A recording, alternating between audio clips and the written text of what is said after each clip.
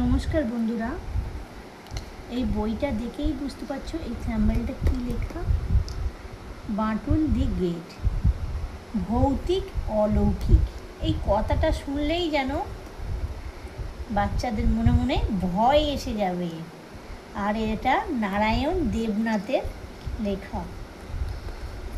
পরের পেজ উল্টালাম, এখানে কী লেখা আছে দেখো। আমি যেটা বাঁটুল দি গ্রেট, নারায়ণ দেবনাথ, ভৌতিক অলৌকিক। আর এটা দেব সাহিত্যিক কুঠির। পরের পেজ তুললাম, দেখো এর দামটাও খুব কম, মূল্য 50 টাকা, সামান্য। কিন্তু এই বইটা এত সুন্দর, দেখো ছবিগুলো, আর বাচ্চারা খুব আনন্দ পাবে, আনন্দ সহকারে পড়বে। আর এই ছবিগুলোও আঁকবে, দেখো কত সুন্দর না, হাসির মজার সব কিছু আছে। আর আরেকটা জিনিস বলাই হলো না তোমাদের কাছে, এর প্রথম প্রকাশ বইমেলা 2010 সালে। আর এটা আমি আজ জাস্ট বইটা খুব কষ্ট করে পেলাম। সকালবেলা ফোন করেছিলাম বইয়ের দোকানে, সে বলল 4টে বই ছিল, 4টে বই সব কটাই বিক্রি হয়ে গেছে 4 জনের। এবার তো আমার তো খুব মন খারাপ, কি করি। ফের আর একটা দোকানে গেলাম, সে বলল একটা মাত্রই বই আছে, এটাই।